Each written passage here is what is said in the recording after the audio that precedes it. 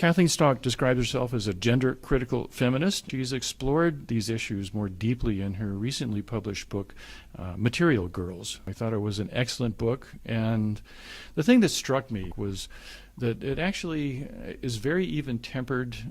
It almost oozes rationality and objectivity and cool logic, and for that reason, I think that it's actually a book that everyone should be reading.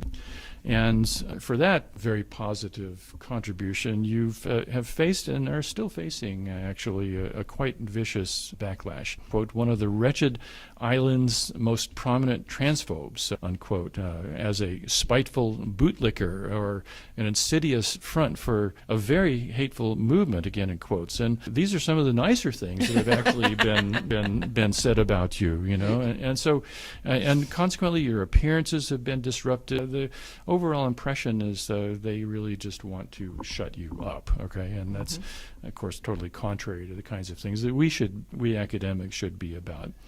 Clearly, many people, I don't want to say most, clearly don't want to hear the ideas that you laid out in your book. And so my first question, why don't they? Why don't they want to hear them? It's a complex cause, I think, with many different strands. If you just focus on academia, organizations that had made their name by fighting for gay rights successfully basically ran out of things to do, or thought they had. I think there's plenty of things they could have done, but they basically changed their agenda to incorporate trans activism into their strategy. Our major organizations started saying, look, trans women are women, hashtag get over it, no debate. And this means we have a whole new set of policies to implement. We need to change all the bathrooms, change all the prisons, change all the sports teams, change anywhere where there was a sex difference in policy. We need to make that a gender identity difference. And they were very well funded. And then in university, this had an effect because they basically said, these are the policies you need to implement and these are the views you need to have. And we will give you rewards, branding, adulation if you do, and we will mark you down if you don't. So that created a climate where there was lots of propaganda being pumped through. Even organizations with lesbian in the name, the whole concept of a lesbian has now become anyone who identifies as a lesbian, and that could be a person with a penis. So that's a completely different way of thinking about same-sex attracted females.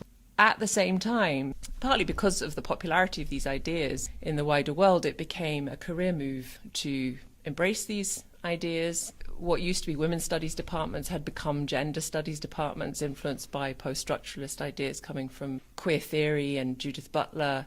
It was very fashionable to endorse these ideas, and there's just a bunch of activist academics now still going across most Western universities who think that there should be no discussion of all these radical changes in category and policies, and that if you do dissent, as I have done, the only explanation is because you're a frothing transphobe who hates trans people and is probably homophobic as well, you know, neatly ignoring the fact that most of us are lesbians, or many of us are lesbian, and gay men, in fact, are also getting quite annoyed with it. There's a sociological explanation for all of this. It's partly a kind of social contagion, meaning a kind of idea that just spreads from mind to mind really quickly. It's very consumerist. The more identities there are, the more things you can sell people.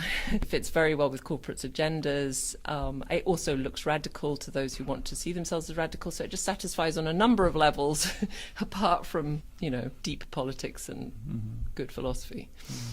You mentioned that there's a whole academic ecosystem which rewards activism, and we've seen this in other scientific areas as well. Do you think the activist mentality is amenable to the kind of rational exploration of an issue that you undertook in Material Girls? If you mean someone who's decided on the conclusion they want everyone else to embrace, that's their main goal, so they're only going to talk about evidence that seems to support that conclusion. They're going to try and suppress any evidence or arguments that don't support that conclusion. More importantly, just assassinate the characters of anyone who speaks up against them, and that's what happened to me. Then no, of course, that is completely incompatible with any kind of academic endeavor. It's fueled by total chutzpah and grandiosity because, of course, they think their causes are just, and the ends justify the means, but in fact, they're wrong. And as I'm sure we'll get into, there are real-world terrible consequences of these ideas happening. And consequences of the silence, the relative silence in universities in discussing these issues. So they are actually they like to talk about the right side of history, but they are on the wrong side of history.